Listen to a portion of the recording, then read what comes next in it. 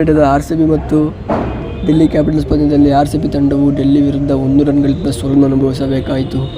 RCB ಸೋತ ನಂತರ points ಟೇಬಲ್ನಲ್ಲಿ 3ನೇ ಸ್ಥಾನಕ್ಕೆ ಇಳಿದಿದೆ ಮತ್ತು ಇವತ್ತಿರುವ ಪಂದ್ಯದಲ್ಲಿ ಯುಪಿ ವಾರಿಯರ್ಸ್ ಮತ್ತು ಗುಜರಾತ್ ಟೈಟನ್ಸ್ ಗೆಲ್ಲಬೇಕು ಮತ್ತು ಆರ್‌ಸಿಬಿ ಎಂಐ ವಿರುದ್ಧ ಗೆದ್ದರೆ ಆರ್‌ಸಿಬಿ ಪ್ಲೇಆಫ್ಗೆ ಕ್ವಾಲಿಫೈ ಆಗಲು ಒಂದು ಅವಕಾಶ ಇರುತ್ತದೆ. ಇಲ್ಲ ಅಂದರೆ ತುಂಬ ಕಷ್ಟ ಆಗುತ್ತದೆ.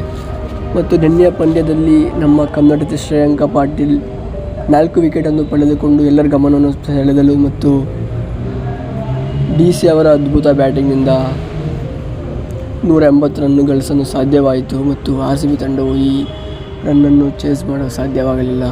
ತಂಡವು ಮುಂದೆ ಇರುವ ಎಂಐ ವಿರುದ್ಧ ಪಂದ್ಯದಲ್ಲಿ ಗೆಲ್ಲಲೇಬೇಕು. ಗೆದ್ದರೆ ಮಾತ್ರ ಪ್ಲೇಆಫ್ಗೆ ಕ್ವಾಲಿಫೈ ಆಗಲು ಸಾಧ್ಯ ಮತ್ತು ಇವತ್ತಿನ ಪಂದ್ಯದಲ್ಲಿ ಯುಪಿ ವಾರಿಯರ್ಸ್ ಸೋಲಬೇಕು. ಅವರೇನಾದರೂ ಸೋತರೆ ಆರ್‌ಸಿಬಿ ಕ್ವಾಲಿಫೈ ಈಸಿಯಾಗುತ್ತದೆ ಮತ್ತು ಆರ್‌ಸಿಬಿ ತಂಡವು ಕೊನೆಯ ಮ್ಯಾಚನ್ನು ಗೆಲ್ಲಲಿ ಎಂದು ಹೇಳುತ್ತಾ ವಿಡಿಯೋನ ಇಲ್ಲಿಗೆ ಮುಗಿಸ್ತಾ ಇದ್ದೀನಿ. ವಿಡಿಯೋ ಇಷ್ಟ ಆದರೆ ಲೈಕ್ ಮಾಡಿ, ಈ ಚಾನಲ್ನ ಸಬ್ಸ್ಕ್ರೈಬ್ ಮಾಡಿ. Thank you.